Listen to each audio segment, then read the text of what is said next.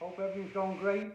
Last week into Christmas, last kind of working week. I know Monday and Tuesday is still there. Anyway, this morning, culture is what I want to just talk about very briefly.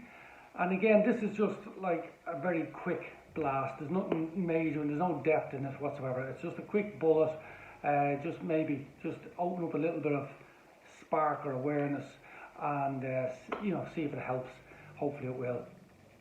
Culture, basically, if you look at the several definitions of culture, but in relation to you, your work, your business, your family, we're talking about like your beliefs, your ideas, and the way you act and the way you want things done. So culture is very, very important. So as individuals, I believe we have our own culture. That's your morals. That's your the way you behave. That's the way you communicate to others. That's the way you receive communication. That's your tone. That's your attitude. That to me is, all of those things and more are your culture. If you own a business or a company, or you're a mommy or a daddy, you have a certain culture within that group, and it's very important that you have proper structures so that culture can actually develop and be reflective of what your ideals are. So if you look at the derivation of culture, you get into the word cultivation, and if you think about a farmer is cultivating crops, planting seeds, putting fertilizer on them, watering them and hoping they mature and grow in the anticipated way, so producing good produce. So it's the same in a business. Culture is vital in a business, that there is a way and a structure and a means of conducting your business, how you treat your customers, how you treat your fellow employees, how you treat your suppliers, how you expect them to treat you. All of that, it's vital.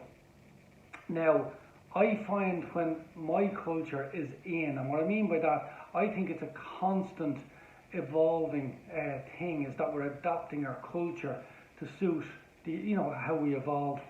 So it's vital that you don't let your own culture be compromised, so that you're working to your ideals always. Sometimes that takes courage and integrity, but if you compromise it, you can actually roll backwards and you won't feel so good about yourself. I found that happened to me a few times in life, be it in the marriage or in a family situation where I wasn't really cultivating, my ideas. I kind of went into a bit of, kind of a lull or apathy or neglect.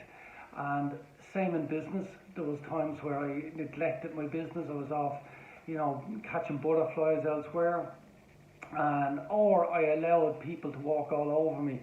And that's not okay. As a business owner, you're responsible to protect your business, to make sure it's viable, to make sure it's ethical, to make sure it's actually going in the right direction for the business sake as a separate entity on its own, also for the employees and also for the customers and also the suppliers.